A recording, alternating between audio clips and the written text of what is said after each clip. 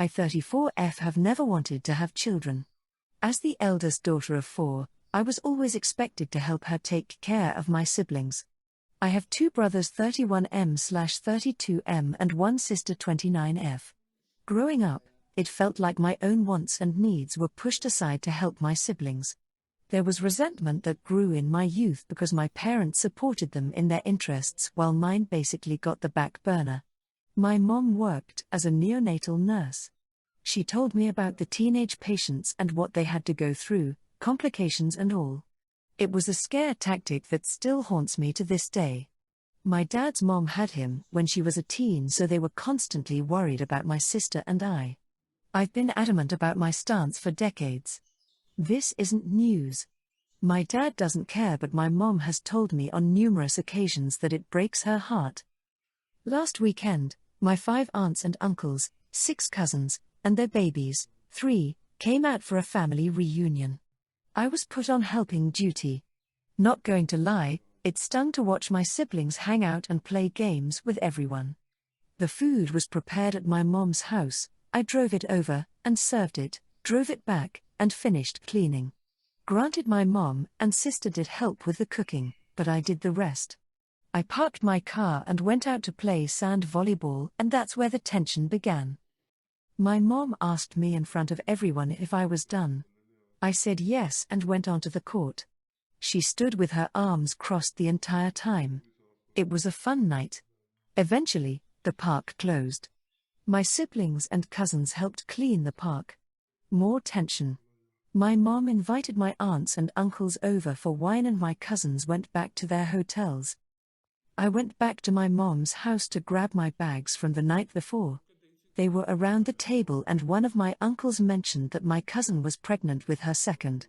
After the initial rejoice, my mom said that must be nice, my daughter wants to torture me and not give me any babies. Mind you, my brothers have families and she already has 3 grandchildren. I jokingly reminded her that I'm single, first comes love, then comes marriage, then, you know the rest. Maybe it was the wine talking, but she started getting upset and said that I was doing it on purpose. My aunt started chiming in, saying that it's every mother's dream to watch her own daughter create her own family, and asked me if I didn't want to make her proud. I had enough. I said I'm my own person and I don't live for her wants, and all of her horror stories from the hospital made me never want to endure childbirth. She yelled, "Oh, so it's my fault?" before crying and running into her room. My aunts and uncles looked at me like I just kicked a dog. My aunt started yelling and calling me selfish. I left. Word got back to my siblings, and my brother asked me why I couldn't have just gone along with it to save face. My mom refuses to talk to me for embarrassing her. Comment 1, NTA, you got stuck on helping duty instead of getting to visit and chat with the rest of the family. When you finally got done with that and joined the volleyball, your mom copped an attitude. Add to that, she tried to shame you into having children in front of your entire family, even after being told several times that the answer was no. She didn't get upset because she'd had too much wine, she got upset because her fucked up tactic backfired in her face.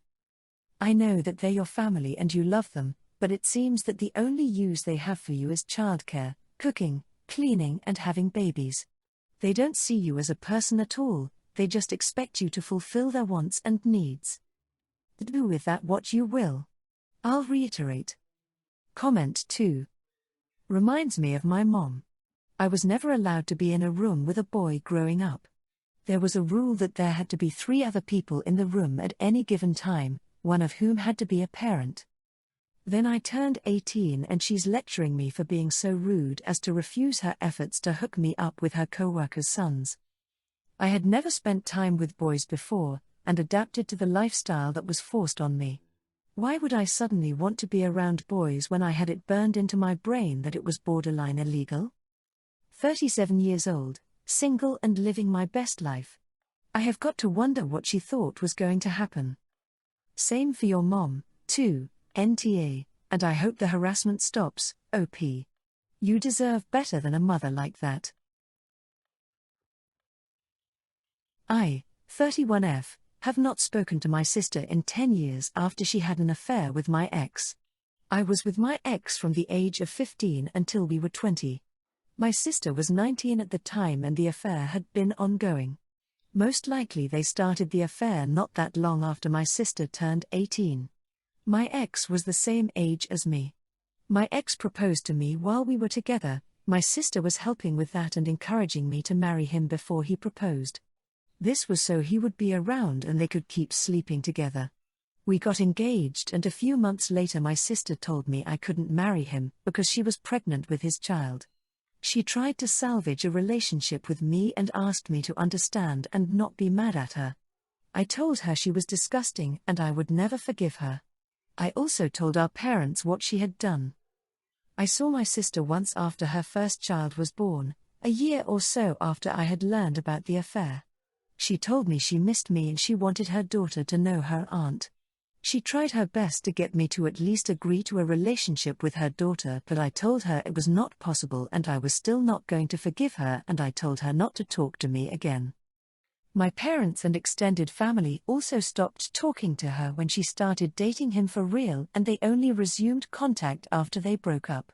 They then supported her because of the kids. My parents couldn't bring themselves to turn their backs on their grandkids or to sever the relationship forever. I was fine with it because I do understand. But her having kids was not an incentive for me to repair things. I'm now happily married and a mom myself. A few weeks ago my parents called and told me that my sister has been living 20 minutes from me for the last 2 years. They know I don't want to talk about her, so until this point they had not. She moved out of state for a job and then she lost the job, and her landlord had told her she needed to be out in 60 days because he was repurposing the house.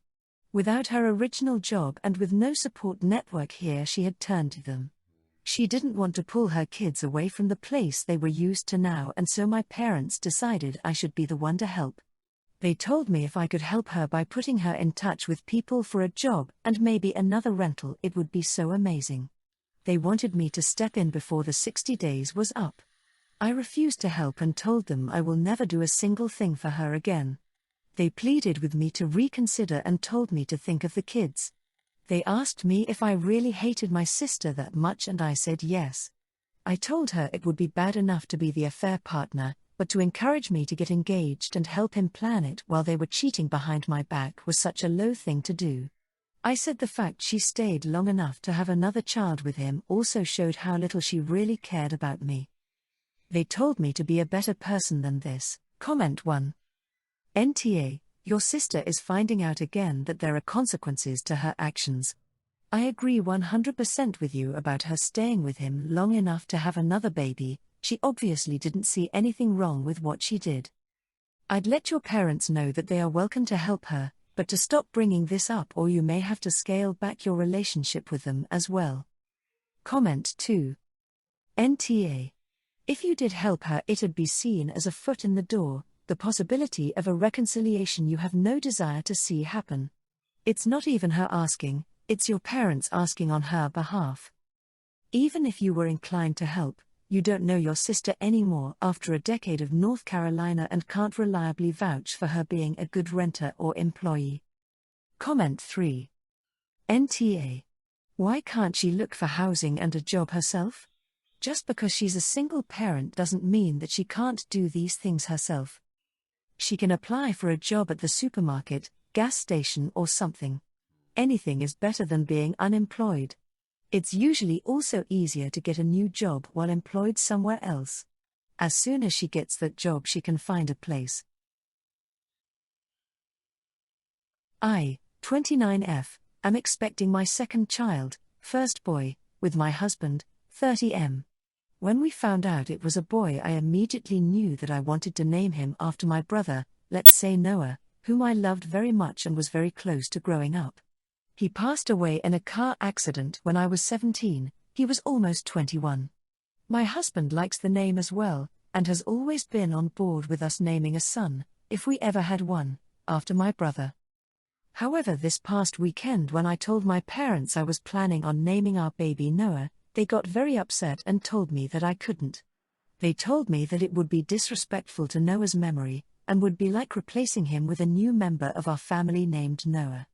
They also said it'd be painful for them to always hear the name and be reminded that my brother isn't here anymore. I was disappointed, because in my mind I thought of it as a way to honor my brother, and I've wanted to do this for a while. But I agreed, since I do see how for my parents it could be painful. I told my husband and he didn't really get the whole replacing thing and was a bit miffed, but agreed we could choose another name. We decided that instead we'd have Noah be our baby's middle name. However, when I stopped by my parents' house this afternoon and brought this up to them, asking them how they'd feel about it, they kind of flipped out again. My mom accused me of just using this as a roundabout way to make our son's name Noah, and that once he's born we're just gonna end up calling him that instead. We wouldn't, while my dad just got very angry and asked why I was so insistent on making things painful for them. I had no idea how to respond, since I've never really fought with my parents before, and I've honestly never seen them get that angry before, so I just apologized and said okay. When I told my husband about this, he got pretty upset and said that my parents were being ridiculous, and that I have every right to name my son after my brother if I want to. He thinks we should just go ahead and make his middle name Noah. My sister, 23, who lives with my parents at the moment, got wind of the argument when she got home from work and texted me saying that our parents were being crazy and I should make our baby's first name Noah. That our parents have no right to tell me what I can or can't name my child. I kind of disagree, mainly because I'm worried about the rift it would cause with my parents, and it seems crazy to ruin our relationship over a name. Yet at the same time I don't feel like I'm the unreasonable one here, so I don't know. Comment 1, I'm just going to say. One of my cousins named his son after his brother who died.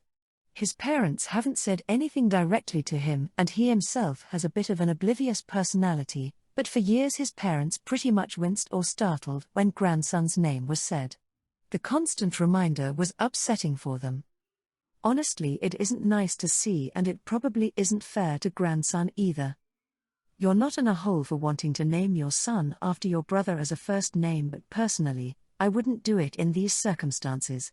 Not if you're hoping for your parents to be part of your son's life. I think middle name is fine. It's not the same constant reminder as a first name, but given the strength of your parents' reactions, it might be better to simply not. Comment 2. This is my thought too. OP, you're definitely NTA for wanting to use the name in honor of your brother, but speaking practically, it will probably hurt you and maybe your child to see the reaction it elicits from your parents. And I could see where that might be even more obvious if later children come along.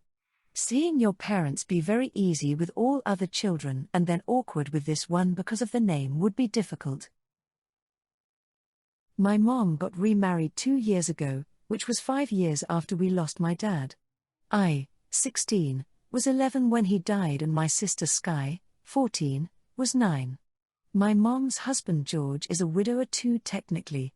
Though he was separated from her for a few years, and his kids, now 11, 10 and 9, didn't know their mom. So this means they feel like they were always missing that perfect nuclear family, while Sky and I already have that. We lost it when our dad died, but that is still our perfect nuclear family, and we did not feel like we were missing out on having another dad, and we didn't wish for more siblings. But Mom and George expected me to see all 4 kids as equal siblings. They expected me to do for my step-siblings what I do for Sky. My mom expected me to baby my step-siblings the way I used to baby Sky. They expected me to be physically affectionate with my step-siblings because I hug Sky, I kiss the top of her head, I sometimes pick her up when we play fight. They expected all of that because George's kids never had their mom. In December I had to write a fake will for my homework. I basically left everything to Sky with some stuff for my mom.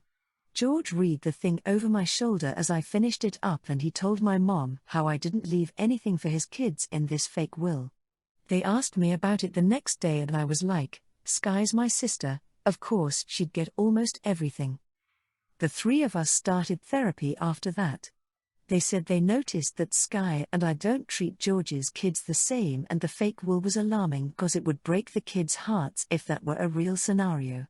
They expressed the importance that I fulfill my obligations as an older sibling and treat them all the same, and most importantly, truly love them all the same. Same for Sky. She should embrace being an older sibling, yada yada. A week ago, Mom brought up that I had made a commitment to George's kids when they got married and had signed up to being their brother. They expressed that they expected us to be one whole nuclear family, where nobody was treated differently, we all loved each other equally. They said that was what they were going to demand from us as the oldest two and the ones who are not showing that they love everyone.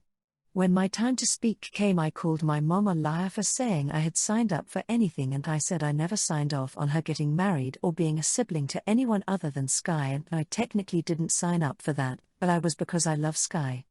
Then I told them to check their expectations before they get out of control, because they will never get the family they're imagining us to be.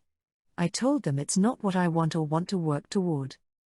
Mom told me I had no right to call her a liar, and they said it's cruel to share I have no intention to agree to being a good brother to George's kids. That I showed how much of a child I am. Comment 1.